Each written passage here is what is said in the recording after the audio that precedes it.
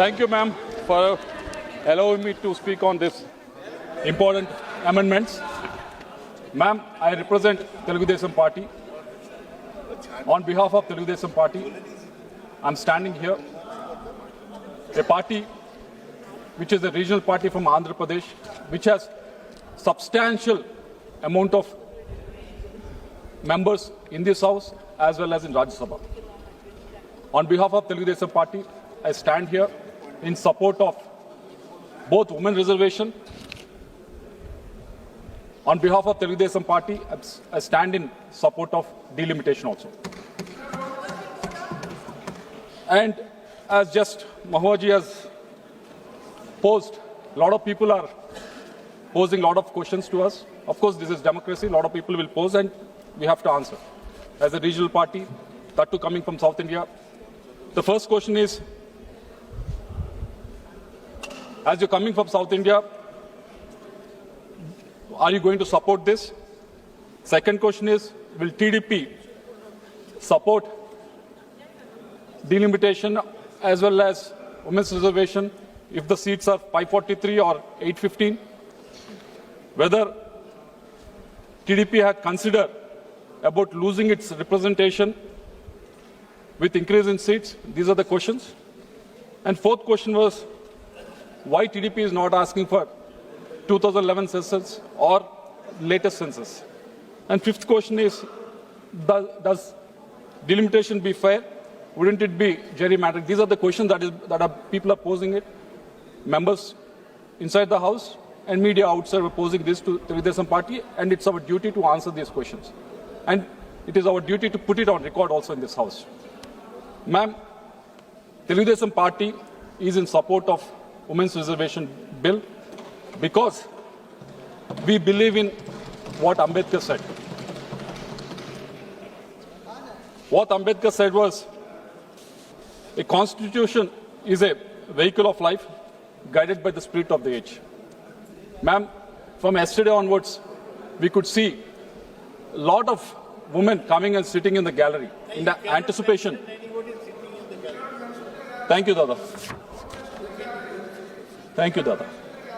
So they came in anticipation, inside the house and outside the house, the women sitting with anticipation that their representation will increase in the parliament, in the assembly also. Because until now, the policies are made for them also, even for women, are made mainly by men.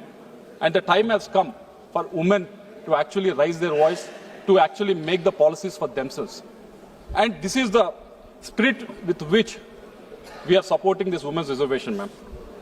And I said, this is the spirit of the age that people are asking for this, that women folk, which has 50% population in this country, is asking for this. So we need to understand why they are mooting for this, and they're fighting for this for so many years. And time has come, under the leadership of Narendra Modi ji, that this important amendments has been brought forward, and we need to support this, ma'am. Ma'am, the other thing we should also accept is the change is constant. It is never, it is never going to be same all throughout. With the times, there will be changes that will happen. Even with our constitution also, there are multiple amendments that are brought in. After almost 77 years, we are discussing about the 131st amendment. Because we believe that Indian democracy is vibrant. Our constitution is a living thing. And Ambedkar also mentioned that. So there are a lot of amendments that are brought in. That is the reason why Indian democracy is thriving. When you compare countries around us, Nepal, Pakistan, Sri Lanka, Bangladesh, ma'am, if you see all of them, how many coups have happened in that countries? How many armed revolutions have happened?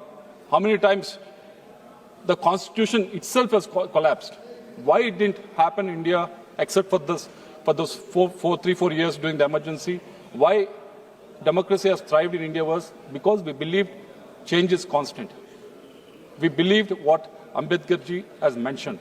So this is a time we should respect that, and this is what women folk of India are asking for. This is the change they are looking for.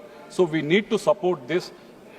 I'm requesting the opposition parties also, please see through it and support this. And the second question that everyone is asking is, would you support it even if it is 543 seats, or will you support it only if it is 815 seats? Ma'am, let me remind this House, when we talk about women on behalf of Telugu Desam Party, we don't talk about women as a voting issue, but we actually look at it much more deeply. We look at it in a way that we need to empower them socially. We look at it in a way we have to empower them economically. We need to empower them politically also. That is the ethos that our founder, N.T. Ramarao Garu, has believed in. Ma'am, he was a man of different ideas. At that time, all the political leaders expected people to come to them. But he was the leader who could go to the people. He traversed thousands of kilometers in Andhra Pradesh during his first election campaign. He could see what troubles women are going through at the rural areas. So when he came to power, when he became the chief minister in 1983, he came up with very revolutionary ideas. Until then, the property that is belonging to a member in the father is always going to the male in the family. But he has brought in the reform in the Hindu Succession Act in 1986. He made sure 50% of the property belongs to the girl child also. And he also brought in women reservation to 30% in government jobs. On top of that, he has seen what will happen when the government schemes are actually delivered to the women. So what he has done was, when he has to give housing to the poor, he made sure that site is actually registered on the name of the woman in the family rather than male in the family. So he fought for their economic stability, fought for their social mobility, ma'am. So this is what we believed in. This is the ethos that our founder, N.T. Ramarao Garu, believed in, ma'am. Not only that, he saw there's only 25% of the literacy with the women at that time. So he came up with various initiatives, started a lot of schools mainly for the girl children. He also started a women's university in Sri Padmavati University in Tirupati, specifically targeting women so that they can get educated, their literacy can go up, ma'am. This is what N.T. Ramarao Garu has done, and after that, Chandrababu Naidu Garu has followed the suit, and he has taken it to the next level. He has launched Dwakra program, what the SHE program that we talk about, Lakpati Didis that we talk about now. He has launched it in 1999. He has made sure that women are not just depending on the male in the family, but actually economically they can also have ideas, they can also come up with the business ideas, and they can also support the family. That is the idea with which he has launched the Dwakra program. And also he has given 33% reservation for women in local body elections. Ma'am, I have almost 15 minutes, ma'am. So, and on top of that, Deepam LPG cylinder scheme was launched in 1999, mainly for the women folks, so that they can have that economic stability for them, ma'am. Ma'am, this is being continuous. Even now, the main programs that are schemes that have been given to any family in the Andhra Pradesh are targeting the women in Andhra Pradesh, ma'am, with Sri Shakti, Talliku Vandanam, and Deepam 2.0. Ma'am, because we believed in the empowerment of women, this is what from the founder of the party to now the chief minister, this is what they believed in. So if it is 543 seats or 815 seats, Telugu Desam Party is in support of women's reservation in the women's reservation bill. And the third question that everyone is asking is, wouldn't you lose out on representation with increase in the seats? This is the question that everyone is asking, and media people are also playing it in a very different role. Ma'am, yesterday Home Minister has clarified in the House itself that with 50% increase for every state, Andhra Pradesh right now has 4.6% representation in the parliament. With that increase, the actual representation in the parliament for Andhra Pradesh with regards to the MPs will go by 4.66%. So we won't be losing on that. But I want to remind this House, a lot of opposition parties are asking for 1971 census to be used as a mother data. Ma'am, right now when you're increasing the seats by 50%, on what basis that is being happening? The freeze happened in 1971. On that freeze, the 50% of seats are being increased right now. So whatever opposition is asking for is actually happening, but they're not able to see through. They just want to be, they just want to oppose it, politically oppose it anyhow, but they're not seeing the logic through it. Ma'am, in the DMK has called for they called for the meeting, and I think various other parties also has attended that, ma'am. On March 25th, 2025, DMK passed a seven-point resolution demanding a 25-year extension of 1971 freeze, effectively asking to keep India's representation tied to that number, ma'am. In this JAC, CPM participated, BRS participated, AAP participated, Congress participated, and TMC participated. They asked for the freeze. Right now, on that freeze only, that 50% is being increased. So I don't know why opposition is not able to accept that.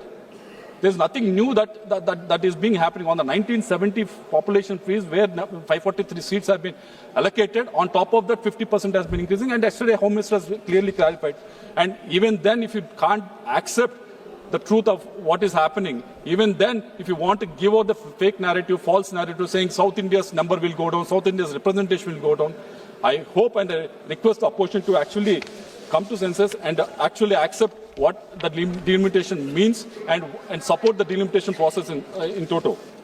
Ma'am, the fourth question that everyone is asking at, why not 2011 census or the latest census? I'll give you the example of Andhra Pradesh, ma'am. Ma'am, in Andhra Pradesh is a very special example because no one has gone through that. When the last delimitation happened in Andhra Pradesh, what happened was we were, Andhra and Telangana were together. But when the delimitation happened, there were 3 parliament segments that have come up in Telangana and 3 we lost in Andhra Pradesh. But in total, we lost 1 parliament segment to Telangana. Even there were 7 MLA seats that were increased in Telangana region, and Andhra Pradesh was lost 7 assembly seats. Reason being, there's no politics here, but the reason being that population migration happened to Telangana at that time, ma'am. So if you go by that logic of using the latest census of 2026, ma'am, if you've seen the data, Andhra Pradesh fertility rate has been going down for almost one and a half decade. Our migration has been increasing for the last 2 decades. So if you go by the latest census or by the 2011 census also, we'll be losing out. The best deal for us is what Home Minister has proposed yesterday, wherein we are not losing it. Actually, we are increasing by 0.6%. So that is the reason why TDP is supporting this, ma'am. And the last question that everyone is asking is, does delimitation be fair? Wouldn't be gerrymandering? Example, yesterday, even K.C. Venugopalji has spoken about it. Ma'am, I'll give the example of what happened in Andhra Pradesh when 2009 delimitations happened. Kuppam constituency, which is in Chittoor, our CM's constituency. It is in Chittoor parliamentary constituency. So at that time, Congress, which was in power, did the gerrymandering to make sure that the CM constituency is a target in such a way that no leader can come out of that. But and they reserved the seat to the SC candidate at that time. That is what they have done in 2009. That is the actual gerrymandering. But what happened, ma'am? People saw through it. If you are smart, people are even smarter. From 2009 onwards, in 2009, after doing all this gerrymandering also, TDP has won. In 2014, same seat, even TDP has won. In 2024, again TDP has won that seat, ma'am. In 4 elections, after doing all this exercise, all this gerrymandering, even then 3 times the TDP has won. Even in my district, ma'am.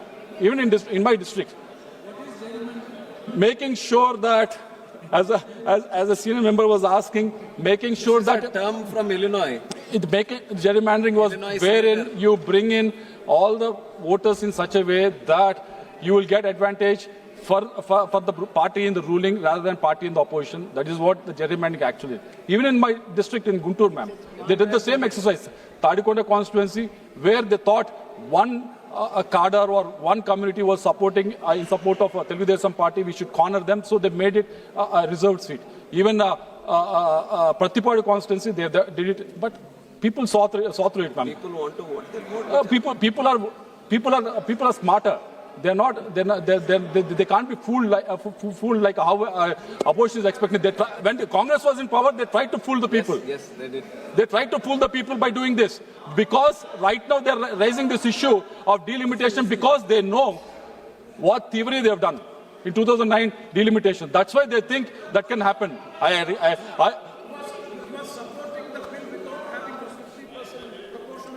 Yesterday I've heard what Home Minister has mentioned. Based on that, yesterday Home Minister has mentioned, yesterday Prime Minister has mentioned, promised us, they gave a guarantee in the House. Based on that, we are supporting this bill. We are supporting a women's reservation. We are supporting delimitation. Telugu Desam Party is supporting women's reservation and delimitation, ma'am. Thank you very much.